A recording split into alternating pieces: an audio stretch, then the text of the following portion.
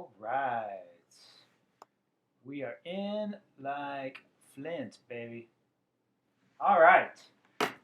Welcome back, my fellow nerds and gangsters, the Spiffy Nerd Herder channel. I am Danny, and today we are talking Jaws because, well, we can. Um, I'll attempt to kind of show a little bit of action. Look at that. Quint's getting dominated. Boom. Because he's gangster just like that. So,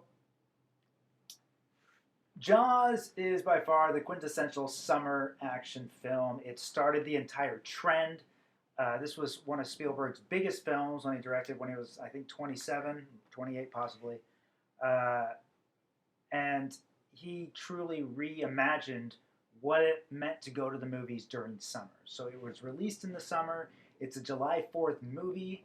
Not like Independence Day, where it's a bunch of explosions and there's some great today we celebrate our Independence Day speech.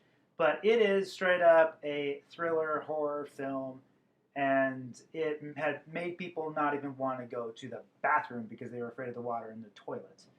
My wife to this day has never seen Jaws. I cannot get her to see Jaws.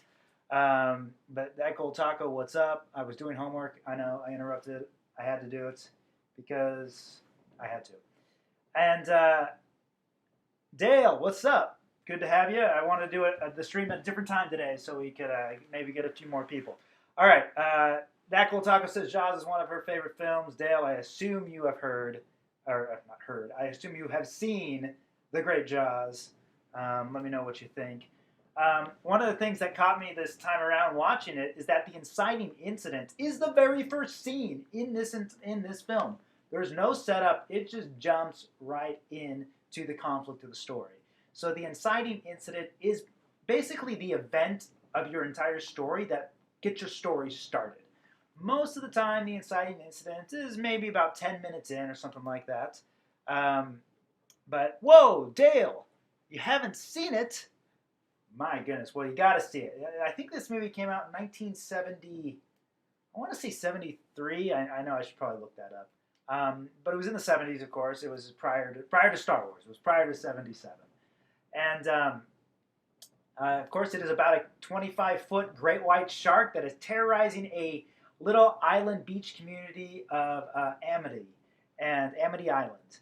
And the inciting incident is the very first scene where it's these teenagers. They're on the beach drinking, and a girl wants to go skinny dipping with a boy. She runs into the ocean, and he kind of falls drunk on the beach. He's like, I'm coming. But she gets pulled underwater by a shark. We don't see anything, but we do get that famous shot looking up. Let me see if I can show it here, because it's that good.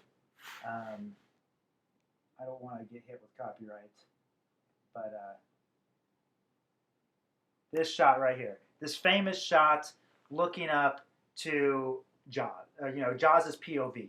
The POV Jaws shot would become a very big thing in monster movies after this, and Spielberg coined it right here. Now, of course, when you look at this shot, what I love about the shot, obviously, this is a fabricated shot. If this was night darkness, Jaws would not be seeing any silhouettes. Of course, there is a light shining down into the water, but it's the movies. You can do whatever the freak you want. Okay, so that gold taco. Spielberg used a great tracking shot of the girl running to the water. She barely is lit at all. It gives suspense of what's going to happen to her. That's a great commentary, because you're absolutely right. This is all one big tracking shot, where it follows the girl. It's all one shot, so it's on a dolly, just going with them as she runs. Cuts back to a very similar shot with the boy as he runs behind her, and she's undressing, and he's like struggling to keep up, saying, "I'm not drunk," but something's gonna go down when she gets into the water. And then the POV shot looking up to her is right before she starts feeling a little like, whoa, what's that nibbling on my toes? Okay, so that gold taco says, and something bad happens when you see the shark's perspective, or you just see water in general. Totally. But like I said, the thing I really enjoyed is that it's the first scene. It jumps right into it. And so uh, let's see here. And Brody immediately, Chief Brody, he's the chief of police on Amity Island, not Amityville, Amity Island, and he wants to close all the beaches, but the city council and the mayor are saying, you can't do that. 4th of July is our biggest revenue stream of the year. This was a boating accident. This girl was not killed by a shark. And so then he gives in to the pressure, and he is then left doubting whether or not he made the right decision.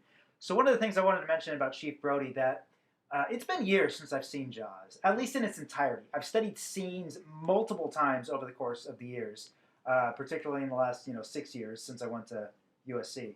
But I haven't actually watched the whole film, beginning to end for a long time. And one of the things that I noticed is the internal conflicts of Chief Brody. So Chief Brody, he's from New York City. He's moved here at the behest of his wife, and it's his personal dilemma. He doesn't like the island. He doesn't like water. His wife says, yeah, he just stays in the car when we cross the ferry to the mainland. He just doesn't like water because he almost drowned as a child.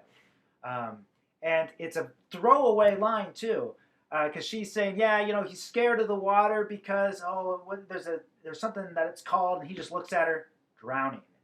And so he doesn't find it funny at all. And he doesn't also find it a problem that he doesn't like the water. And he wants to go back to New York City. So we have all of these things that are working kind of against him as a character, which always makes for an interesting character. If you hate the water, you're scared of it, and you have to go to the water to kill this shark, of course there's going to be issues. And of course he is the one, spoiler Dale, that kills the shark. And so I appreciated that little bit of character that Chief Brody has, which, like I said, I didn't notice 10 years ago when I watched this movie beginning to end, but I did this time. Dackle Taco, what are some other favorite parts of this? And Dale, what have you heard about Jaws? Maybe let's say that. What have you heard about the film? Because I'm very interested to know that as well, since you've never seen it. So, what have other people told you about it? So another thing that I really liked is, so this girl gets shanked in the beginning, and then the thing that really sets off the town is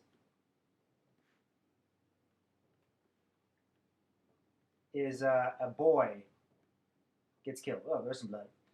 A little boy gets killed. And I'm going to pause in this frame. You'll see why in a second. So there's already been, nobody knows. Whoops, that was my notes. Those are my notes. Sorry, guys. You got a sneak peek of my film notes. Of all the movies I watched. I've talked about that in my film watching notes thing before, where it's just a big Google Doc. Every time I watch a film, I take notes. But in this scene, so the girl has just been killed.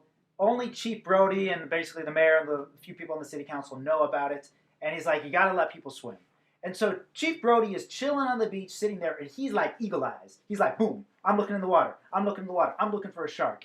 And throughout this, we get a few, and we know, of course, there's a shark out there with him. And so we, let's see here. Henry Luis, what's up? Have you seen Jaws? I want to know that. And if you haven't, what have you heard about the movie? Readjusting my other screen here. As Chief Brody is basically being eagle eyes, trying to determine what's going down in the water, he's looking for a shark, even though nobody else knows about it. We see we have two false alarms happen. First off, we get a girl who's getting pulled under, and she starts screaming, but it's just her boyfriend playing with her. That's the second thing. The first thing we see is something kind of swimming under the water, and an old dude comes up with one of those skull caps on, the swimming skull caps. And then the girl gets pulled underwater. She starts screaming frantically, but someone's just playing with her. And we also know that there's this little boy out in a raft. But prior to the little boy, prior to all this, we have seen a dog playing fetch, which is with this little piece of wood. And so after the two false alarms, then we see the owner, and the owner's calling for his dog, and there's just a little piece of wood floating in the water. So we know something done happen with that dog. And then, sadly, the little boy actually gets pulled under. We see the fins, and Chief Brody sees it, and that's when we have that great Zolly shot, which, let me see if I can do this without getting copyrighted dinged here. So they see the boy getting pulled under. So the boy's getting eaten. All the people are seeing. And boom. Okay. So, all right. And it's a great moment because we have two false alarms that there's a shark in the water, and then we get confirmation when the dog is no longer there, and then the little boy gets eaten. All right, and it's also worth noting that Spielberg chose to kill a little child in this opening scene. So it makes, whenever a filmmaker will kill a little child or a woman or somebody that is vulnerable, the filmmaker is basically saying nobody's safe. Anyone can get killed in this film.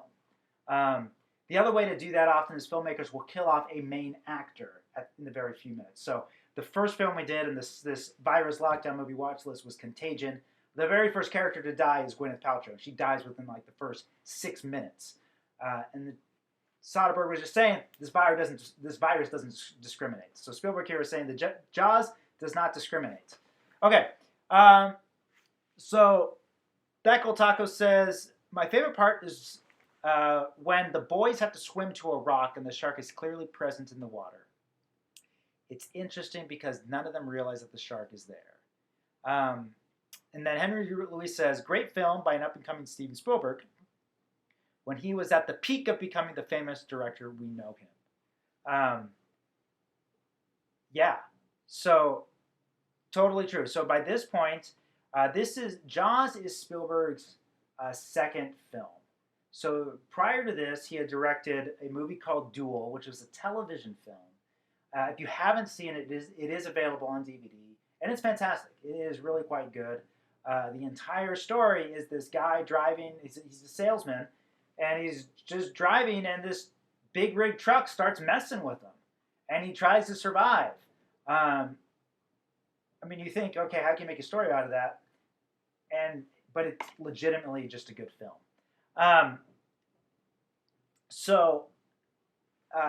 I highly recommend seeing it, and then he got Jaws out of that. And from here, I think his next film was either Sugarland Express or Close Encounters of the Third Kind. One of those two, I can't remember.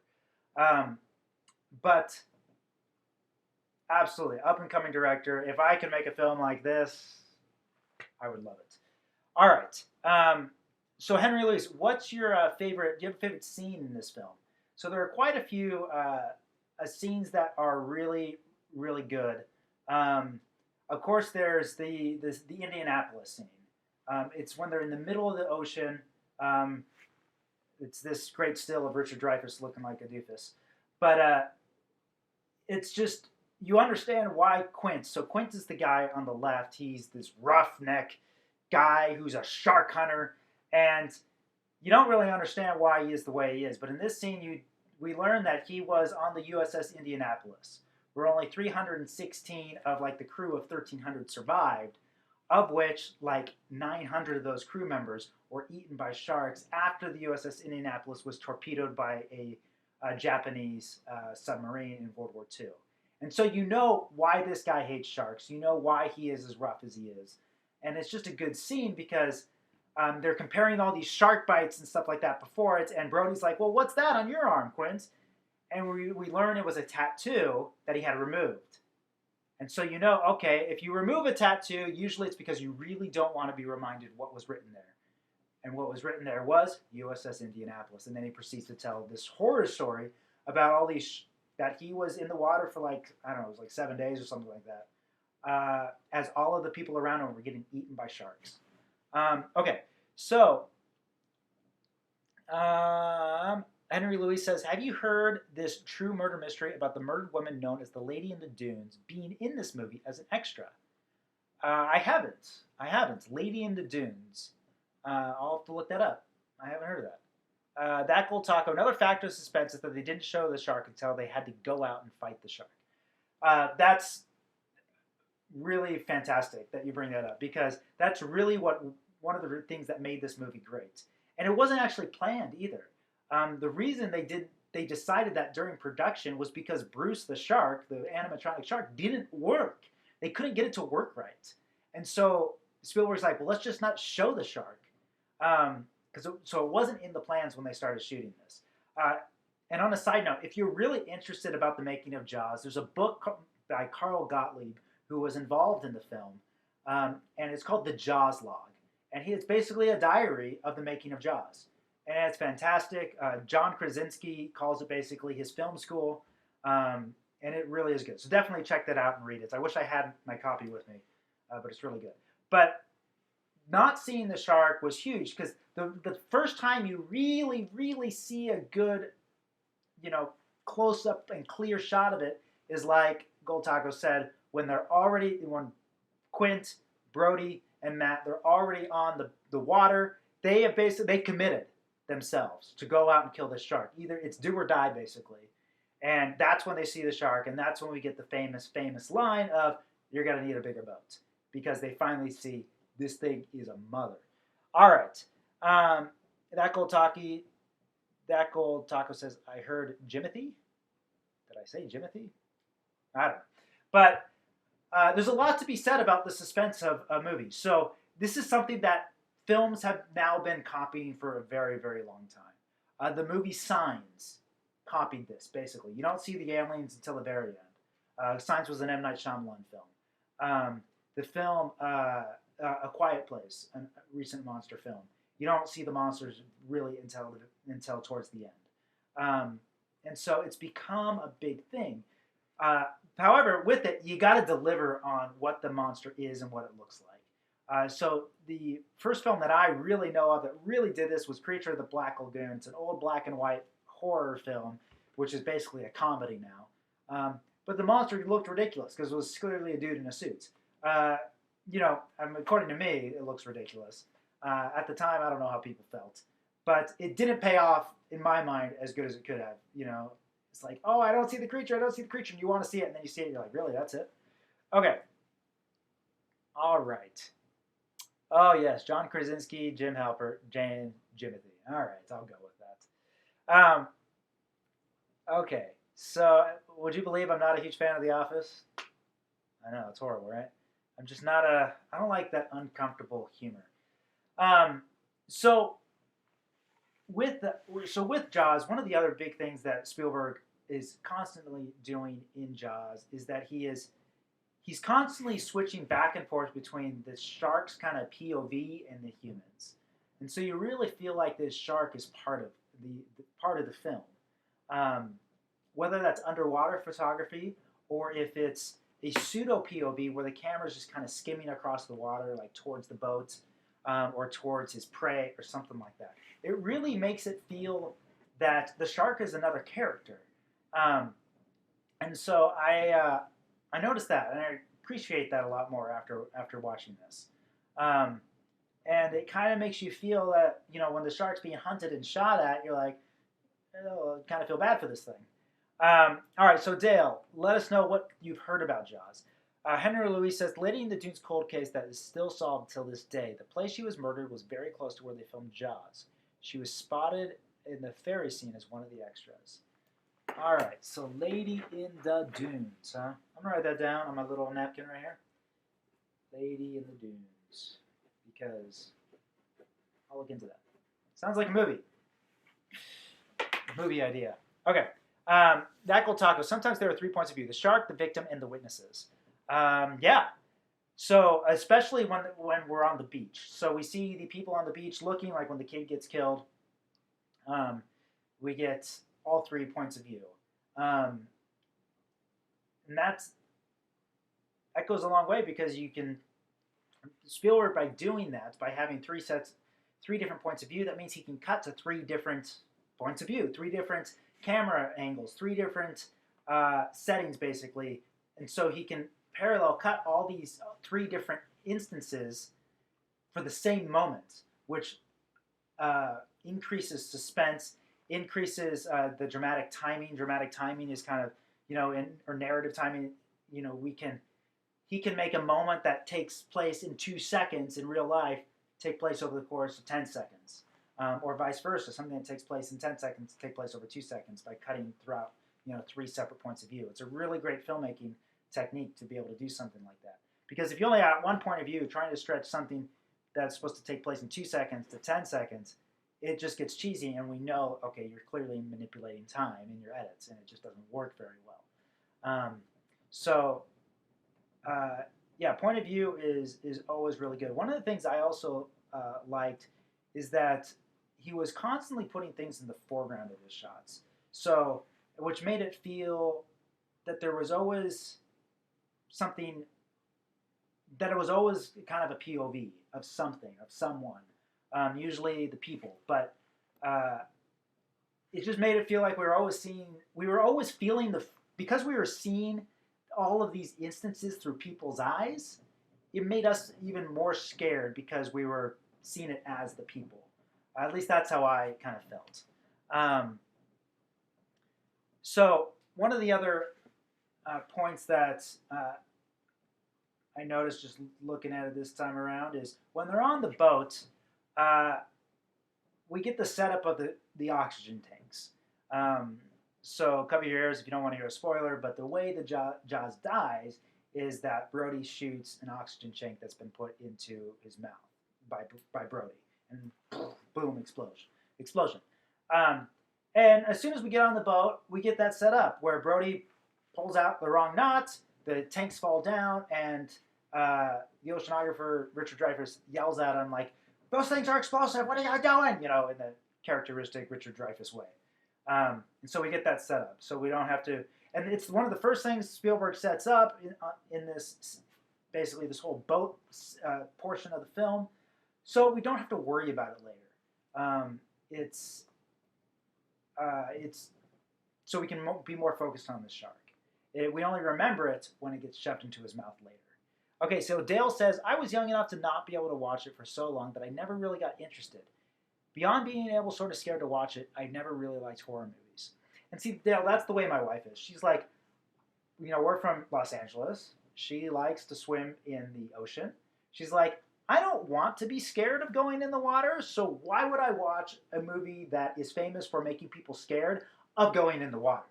And she doesn't like horror movies just in general. I mean, I wouldn't call this a horror movie. I would call it a suspense film.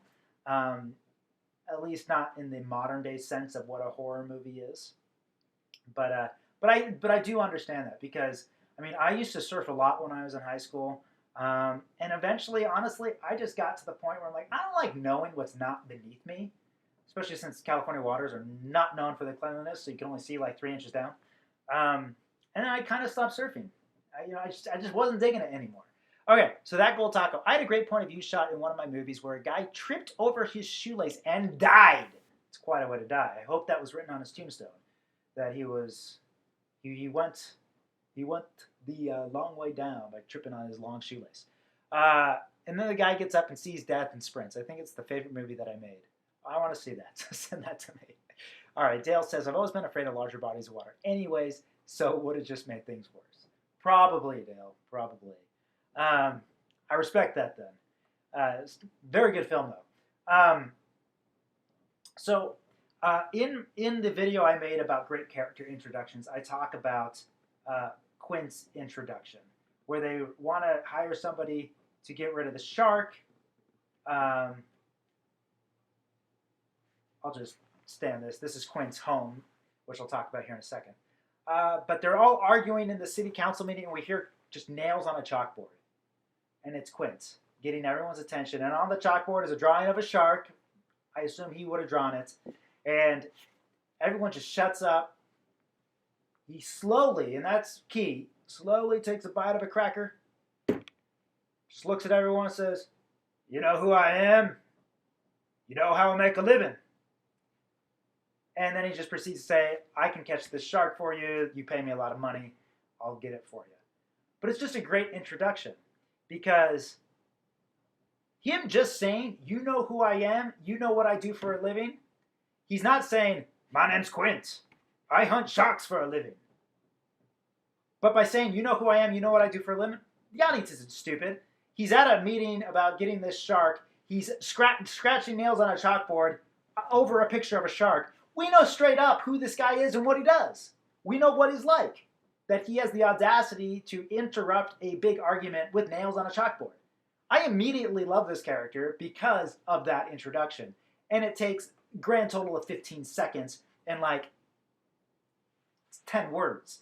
So I love that introduction. And then when we go to his house later, I mean much later, when Brody eventually convinces the mayor to hire Quint, he's got all these shark jaws all around his house. And he's moonshining, hard liquor that's super strong and disgusting according to Brody. So we know what this person is like. Okay. That Gold Taco says, we never showed the tombstone of the guy who tripped and died on a shoelace. He might actually be watching this live stream. Well, if he isn't, he's got to go home and rethink his life. I'll send you the movie. Just need to get permission from the other people that worked on it. All right. I'd love to see it. So,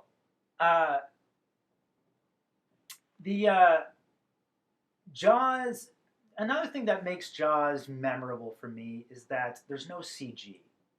You watch films like The Meg or even Shallow Waters, I think that was the Blake Lively film, that have a lot of great moments. But the shark is obviously fake. Obviously. It's clearly a CG shark. And it's like, what do you... So that's always in the back of your mind. With this, you can kind of tell where the jawline, the jaw hinges are for the shark and everything, kind of. But overall, it looks like a pretty darn real shark because it is a real animatronic. It's a real thing that the actors are actually interacting with. Of course, the disadvantage of animatronics is you don't quite get the realistic movement that you would get with a CG shark. So there is that trade-off. But the way light interacts with a CG shark over a practical shark is there's just no comparison. There really isn't. So Dale's logging out. We're going to probably be ending here in a second. But Dale, thanks for joining us today. Tomorrow's movie is Ferris Bueller's Day Off. So check that out. We're going into some comedies now. But yeah. So practical sharks or practical effects usually look better because of the interaction with the actors, interaction with the light on the set. And another shot that I really liked, I just got it right away, is when they are going out to sea in the boat, in the Orca, aptly named, right? The Orca, to go kill a great white. We get this shot through Quint's house where we're looking through his window through a set of jaws. I just love that because it's like they are going into the heart of the sea. They are going into the heart of darkness. They are going, into death, basically. The only thing that would have made this better if this was like taking place in a storm or something. So that Gold Taco is apparently excited for Ferris Bueller. Ferris Bueller, you're my hero. I love that film. I'm excited about it as well. So definitely a choice film of the 80s. If you watch my videos, I usually slip Ferris Bueller memes in my videos all the time. When I used to actually make videos and not just do these live streams. I wish I had the time to do normal videos and not live streams because I feel like I get my points across much, much better. Any other questions or comments about Jaws before we end today? I'm excited that some of you guys watched it because I love it. I felt like it was a good spending of time today. But if you want to know more about Jaws, there are a million different videos on YouTube that break this film down. Every Frame a Painting, which if you have not watched that, he does a thing on Oneers, on Spielberg Oneers, and he uses some examples from Jaws. Highly, highly recommend it. Spielberg's the king of Oneers. Okay. All right, so that cool taco is still on Ferris Bueller. But we'll watch Ferris Bueller tomorrow. Enjoy. If you have not watched Jaws, you still got some time. Go watch it. Enjoy it. It's wonderful. Thanks so much for joining today, guys. It's always really fun. I love movies. Love watching them. I hope to direct one like this one day, but we'll see what happens. So, guys, until then, just remember to stay spiffy and don't do anything I wouldn't do twice.